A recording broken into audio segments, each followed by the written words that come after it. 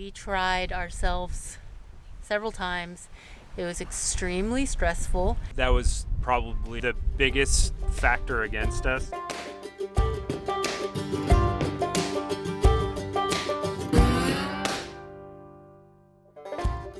After going through Port Myakka Lock, we set off to cover the expanse of Lake Okeechobee, the second largest freshwater lake in the U.S. Can't even really pick it up on film, but there's the first channel marker that we'll have seen since turning to the southwest on Lake Okeechobee, route number 1. It's pretty much going by the chart.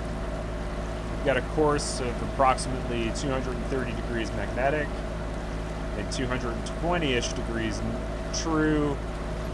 We'd have to do the calculation to make sure that the true is proper, but yeah, we've been holding steady on about 230 and making it, and staying pretty much on the preferred line on the Garmin chart, Navionics.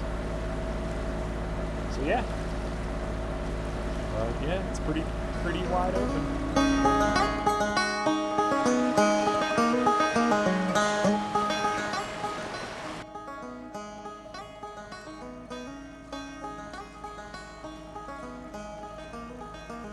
What do you think, Esther? This is wild. It's like we're on the second largest lake and so calm, so there's something like really serene and yet unsettling at the same time. Well, also probably because we saw a couple people who had run aground. Maybe, I guess one person, it kind of was their fault, right? But Yeah, yeah. I'll tell that story. Yeah. So yeah, as Esther mentioned, both people, their story was about running aground was essentially their fault. The difference being is that the one captain kind of fessed up and owned up to it. You know, he had mentioned that it was 4 o'clock. He decided to lock through. I don't know if it was on the other side of the lake or if he was trying to come westbound. I didn't catch that detail from him. And yeah, he decided to lock through and anchor on the lake, and on his way to where he thought he could anchor, his prop hit a rock and it severely damaged his propeller, like to the point where he's going to be hauling out and replacing it. So, you know, like I said, he fessed up to it. The other couple came in on towboat, and the guy kept saying, "Oh, when I came through in November, we came straight across. Out of Clewiston, I missed the turn. But yet at the same time was saying, but I was following the preferred line on the charts. And so that didn't quite make sense. And I did actually confirm with the towboat guys, because, we were worried about coming across. Nothing against that guy, and I'm sure he was just embarrassed. But just the idea that, the towboat guys confirmed, because we were concerned about running aground, if that's what people are running aground all over the place. And they just said, yeah, follow the charts and you'll be good. So.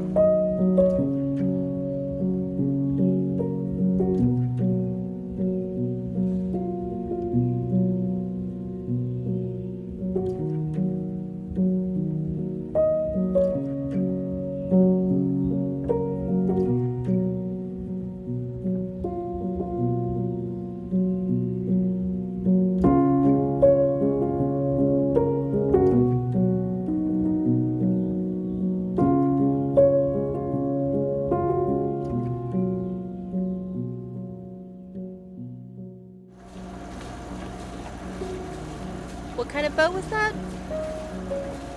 West Sail? I'm pretty sure it was a West Sail 32. And that was the only second sailboat we've seen while crossing Lake Okeechobee. The first one we saw right after we got out of Port Myakka Lock, and that was the second. And hope makes 3. So we are just outside of Moorhaven Lock. We didn't quite make it. We did not make it. Yeah, no, not. So. Well, no, it wasn't. We missed it by. The last lock is 4:30, and we pulled up at 4:35. We started to considered calling the lock tender, and we heard him tell another person that there's no way. So. Yeah. So basically, we had lesson learned the hard way. So we are on the canal here outside of Lake Okeechobee, and we're kind of in the home stretch. We were hoping to reach this lock, but we thought, if we can't reach the lock, we'll tie up to what they call a dolphin, which we'll show you. We've never tied up to a dolphin before. We have read people struggling on avionics, and we tried ourselves several times. It was extremely stressful. It was stressful for many reasons. It's the first time for us. The lines that we had were either not quite long enough or barely long enough.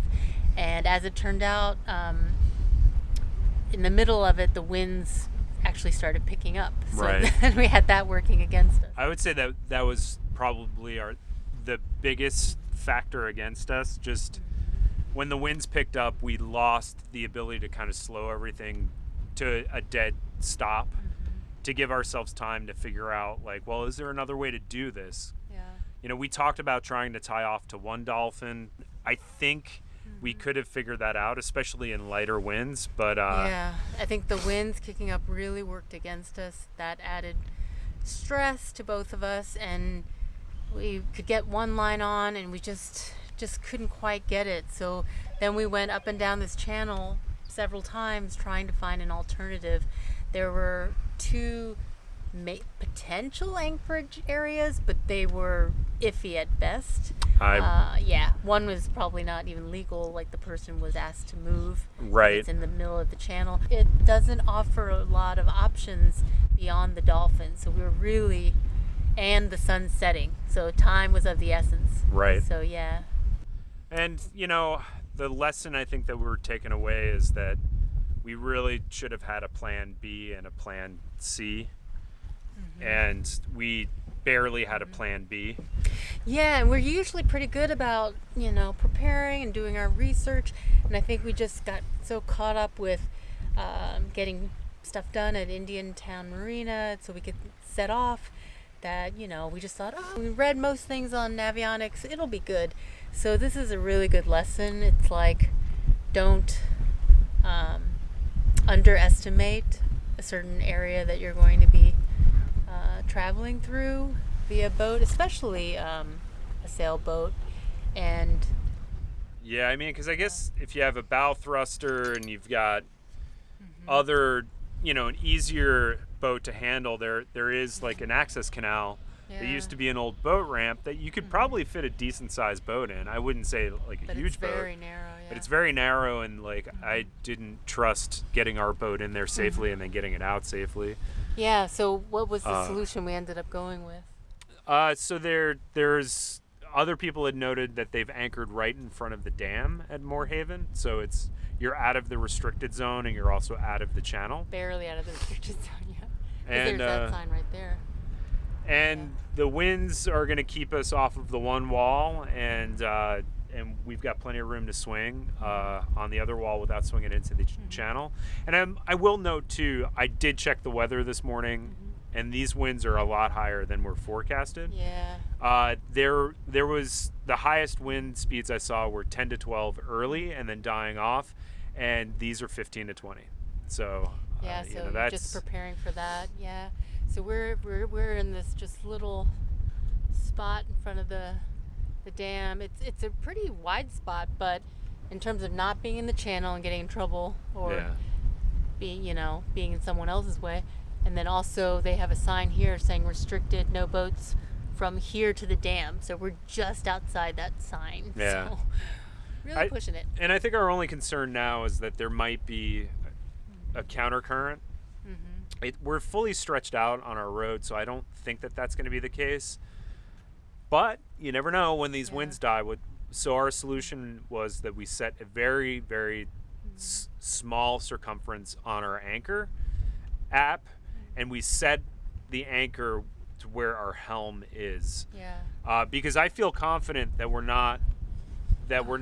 have plenty of time to respond going north if we were to drag. It's just if there is a countercurrent, the winds die and we start drifting, I want to have time to be able to get the engine on, get the anchor up, and then we could probably even just we'll just re-anchor here, but we'll give ourselves more room on the south wall, Right. so that, because right now the winds are keeping us off of it, and they are forecasted to lighten but still stay from the same direction. So I think we'll be okay. Right, and the other precaution that we took is because we don't know what the bottom is like here, and we know people have run aground on rocky areas, that Michael added a trip line to the anchor, both anchors if we end up using a stern anchor. That's the other thing. We have a stern anchor ready to deploy if we need it, Yeah. to slow us down if we do start drifting. So basically, long story short, an area we didn't think was going to be a big deal at all turned out to be a very, very big deal and very stressful. It turned out to be the most stressful anchorage we've come to. Most stressful by far, and it's like so deceptive. So it's really humbling and a big lesson for us. Like, okay, don't assume. And we were cutting it close, and here we are, like 3 hours, 2.5 hours after the lock, closed. We're struggling now just set the hook, just set the hook, and the sun is setting, and that would have been more daunting to do it in the dark. So one thing I will say, though, to our credit, though, after we kind of lost our shit, was we did kind of just go back and forth. Even though we're stressed, I don't know that we're giving ourselves enough credit to the fact that we went up and down the canal and we found our best option. We even tried to throw the hook farther up the canal. It just didn't feel right, and so we picked up and we moved on and we cut our losses there. Just like it didn't feel right tying up to the dolphins, we cut our losses. So even though things didn't wind's picking up. even though things didn't go as planned, and I think we were very stressed out, I don't think we're giving ourselves enough credit to realize that we did just kind of circle around for 2 hours and think and talk about all of our options. Again, think and try. We might have been a little intense about it because of the situation, but I think the reality is that we were still communicating our options, even if we didn't always do that the best way possible. So, exactly. And also, I think another thing that we need to figure out is just how much anchoring space we legitimately need. I think that we would have seen where we're at as a more viable option sooner had we known that. And then also the way we approached it and the speed we approached it, going really slow gives you a better sense of the size of an area. And the first couple of times we passed by it, I was trying to turn away from the winds in a narrow channel, so it was a standing turn. So I was either looking in another direction, or we were passing by it with a wind behind us and we were passing it at 5-6 knots, and it looked a lot smaller than the area really was. Thanks so much for watching. If you like this video, please consider subscribing, as it really helps us connect with more folks like yourself. And if you're curious about ways to support our story production, check out our Patreon or Etsy shop links below. See you next time.